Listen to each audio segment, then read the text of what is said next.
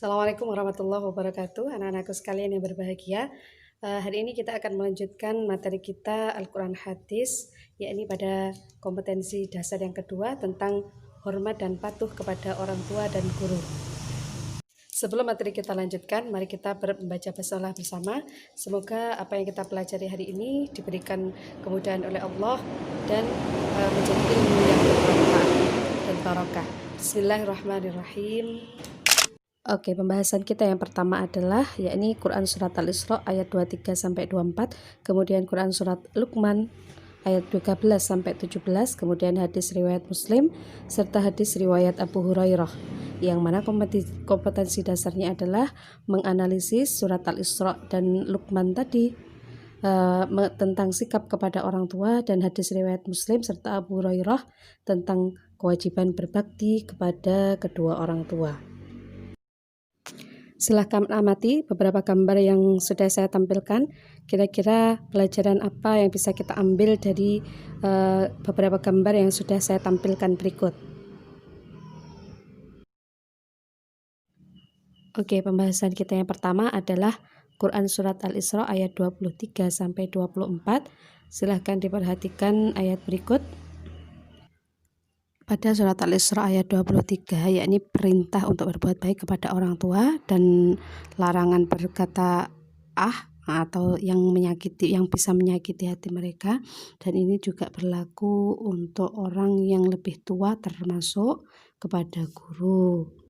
Kemudian surat Al-Isra ayat 24, yakni mendoakan kedua orang tua sebagai bentuk balasan terhadap apa yang sudah orang tua berikan ketika kita masih dalam pengasuhan hingga dewasa. Jadi tetap kita memohonkan ampunan, kemudian memohonkan kasih sayang kepada Allah terhadap apa yang sudah diberikan kepada kita dahulu. Materi kita selanjutnya yaitu Quran Surat Luqman ayat 13 sampai 17.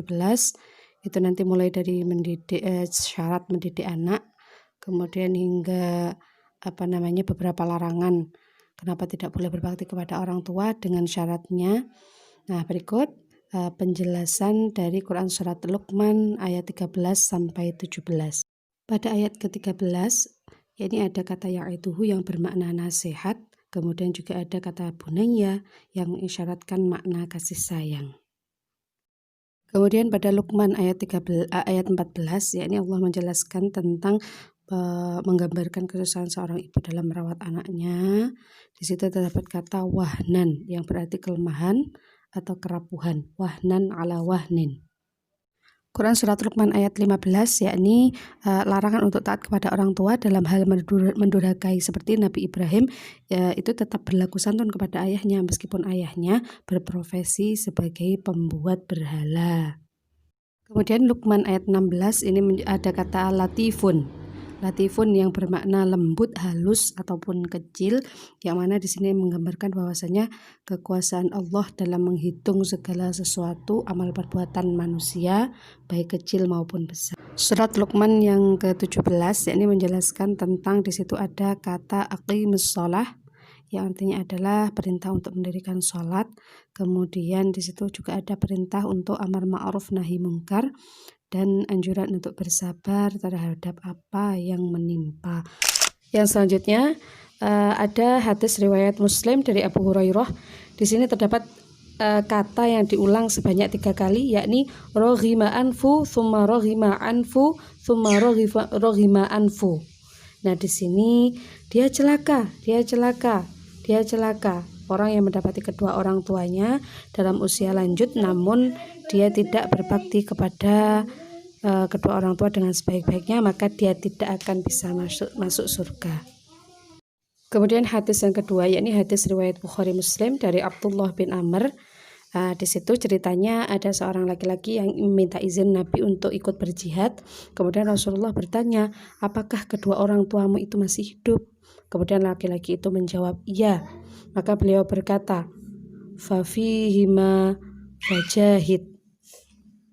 Kepada keduanya lah kamu berjihad atau berbakti.